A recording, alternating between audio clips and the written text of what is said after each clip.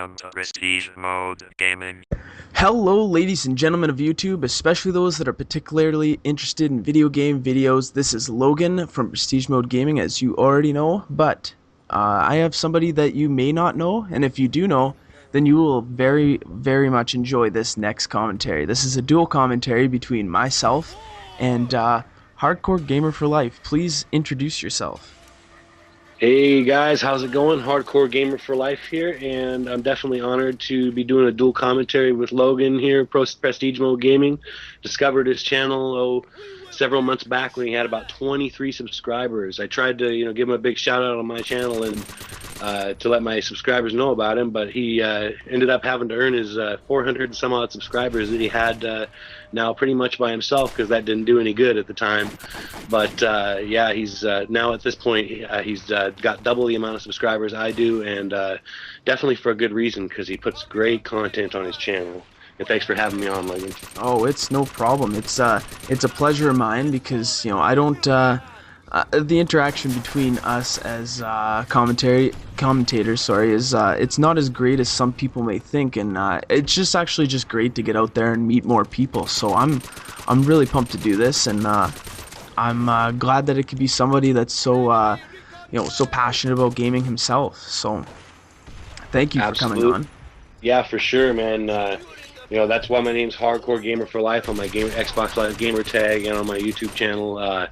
Got a lot of people. Sometimes I get in lobbies, and I'm not one of those beastly players like Cnanners or anything like that. I have bad games, I have good games, but so when I get on there and I'm not doing all that great, people are like, "Oh, hardcore, you're not that hardcore." But I just maybe during this commentary, I'll for once and all for all kind of sort out that confusion about my name. It's not all about trying to say I'm some kind of badass. It's simply saying that I'm 34 years old and I've been playing games since I was 4 years old. So back when the Atari 2600 was the only video game console available, I was sitting there playing games on that as a little baby in my parents' house, and so that's where Hardcore Gamer for Life comes from. I've always played games, basically, and I always will play games. I've got a big passion about it, and that's why I do this YouTube thing, and I know that you feel the same way about that, Lenny. Oh, I definitely do, and it's funny you say that, because I've wanted to mention, I got this thing that it's in the back of my mind, and I've wanted to do it for a while, and it's a segment that I'm going to be recording very soon. It's called History of a Gamer, and it'll basically go through my history as a gamer, from my very first game on well, okay, the thing is that I played on the Intellivision a long time ago, but I believe that even before that I was on the normal NES, like the basic NES, side load cartridge, and I had this game called Fisher-Price Right Fit, and it was basically one of those block games where you had to fit the shapes into the holes, and my mom used to laugh because I had no trouble playing it, and I was 3 years old. I probably couldn't do that in real life, but on video game it was no problem to me. So yeah, I'm really hoping to get this segment out so you guys can enjoy it, because it's actually funny.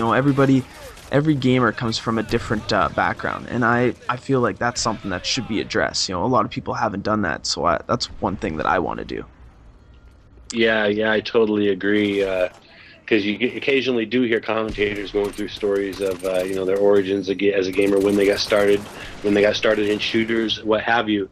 And I personally, as a gamer and as a passionate gamer, always find that kind of stuff fascinating. So, I'm sure there's a lot of people out there who also feel the same. So, more content like that on YouTube, I definitely think is a very good thing. Yeah, and one of my favorite directors, I don't know if you've ever heard of her. She does vintage videos. It's Rinri. I don't know. She's like she's Canadian. She's from Nova Scotia, and she does these videos.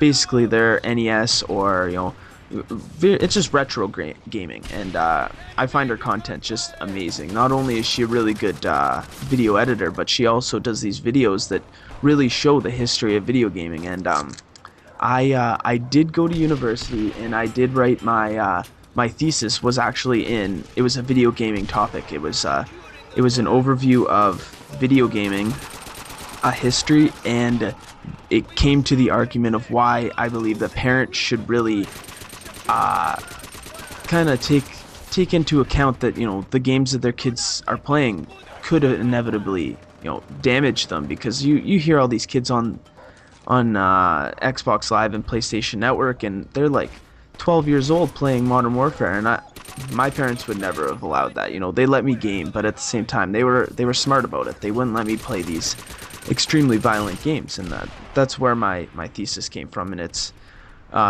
no big deal. It's just something I was really passionate about, and that's why I did it. So, yeah, you can go.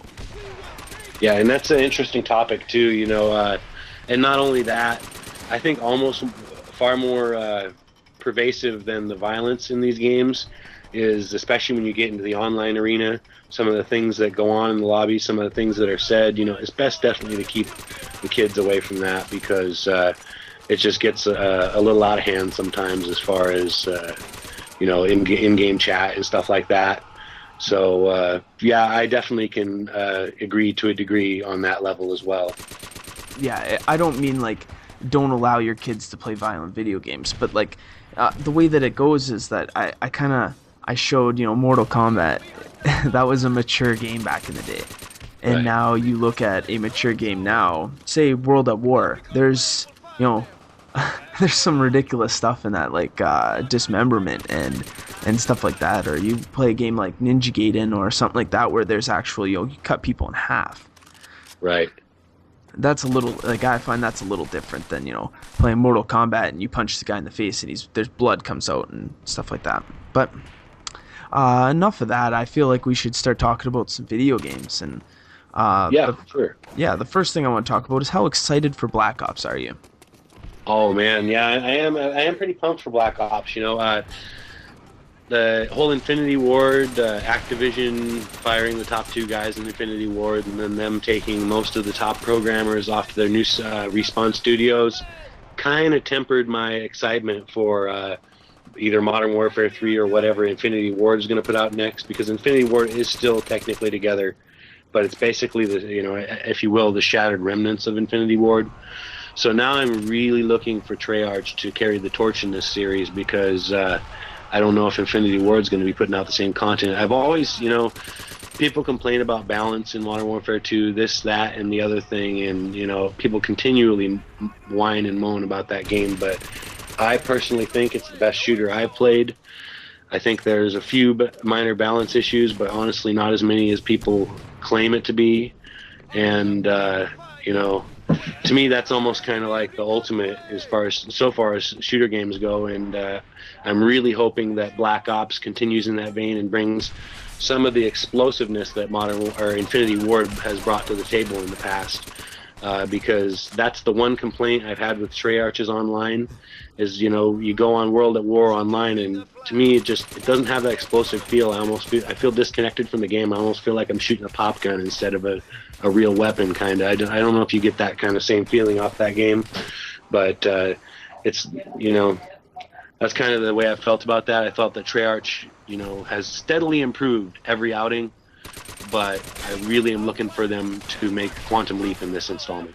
Oh yeah, for like the way that it right now they're watching or when they would be watching this video, it'll be World at War, but you can see that like the atmosphere of World at War, it's not as great. You don't feel like I don't know, you don't feel like you're in the battle. Like it's kind of Exactly. Yeah, you don't feel as immersed. That's what I was trying to get at. Yeah, and it's just I don't know. It's on top of that, it's a difficult game to play because, you know, it is World War II, and if you're not using a submachine gun in that game, you're not using a gun at all. Like you're hoping that you get that first one shot, one kill, or else the other person kills you. So, and I've tried to get gameplays where I'm using a bolt action rifle, and it's very hard. You know, you have to be a really good player to do that.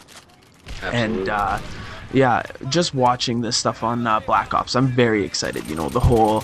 I think I'm the most excited for One in the Chamber. It's the game type where you have the one bullet, and then oh, that looks like it is gonna be just bales of fun. Like I can't even imagine how hectic that's gonna get. That's absolutely the most exciting thing to me about Black Ops is the wager matches in general, and yeah, that mode in particular was very interesting. Also, the gun game.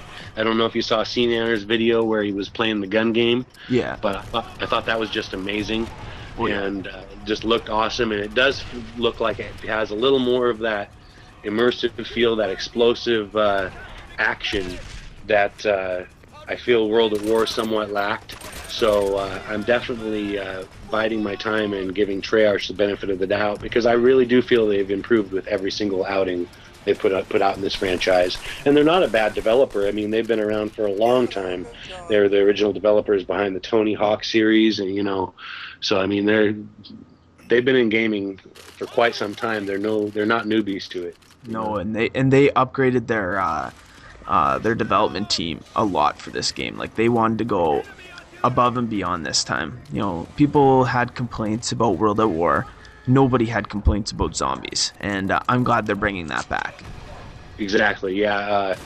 Then that was the thing. I loved the campaign in World at War. I loved the Nazi zombies, but the online, honestly, I played it a handful of times and I put it down. I never got into the online on that game. And not to say it's total garbage or anything, but I just kept finding myself comparing it to the Infinity Ward version, particularly at that time, Modern Warfare 1, which was the previous game before that, and it just, to me, fell short.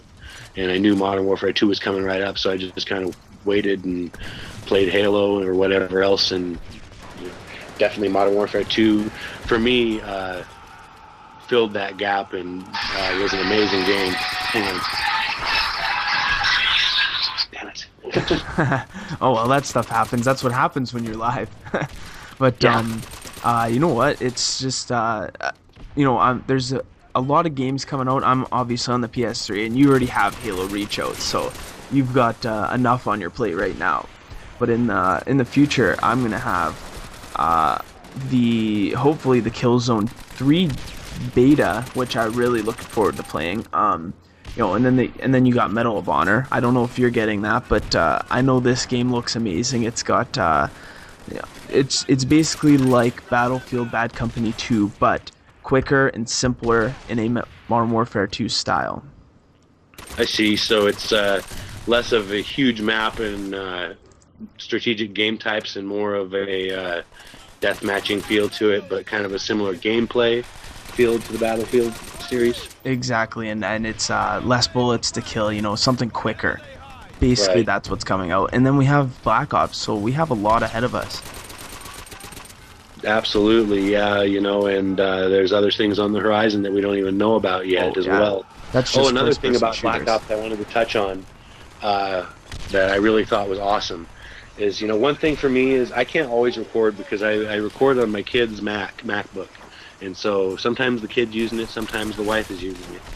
And so I can't always record every match I play. And I'm sure you probably experienced that sometimes some of the best matches you get, you weren't able to record or you didn't record at the time.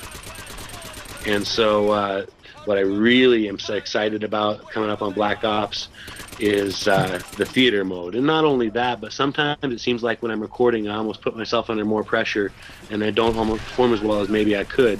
Whereas, in a game like Black Ops or Halo Reach is the same way with the theater mode. There's no pressure at all. It's constantly on record, basically. So, any moments that come along, you're going to be able to capture them, and you don't really have to worry about, okay, now I'm recording, I've got to play good. So. Yeah, that's true. But we're coming to a close here, and thanks again for coming on. I appreciate all your ideals and your ideals about gaming, and just your knowledge of gaming is absolutely amazing, and the passion is what we need more in this YouTube community. So I just wanted to say thanks, and I'm gonna sign out right now. Peace, guys, and I would like you to lead us out. Right on, man. Well, likewise, I feel the same, and I appreciate your passion about gaming and appreciate being able to do this dual commentary with you. So, guys, this is Logan from Prestige Mode Gaming and Hardcore Gamer for Life, signing out. See you guys later, and have an awesome day. Just wanted to explain this video, guys. Obviously I went on this huge losing streak with my team not doing anything, so I wanted to show this one off. This is just me winning. This is what matters, and it's not the greatest score, but enjoy. Peace. Prestige Mode Gaming.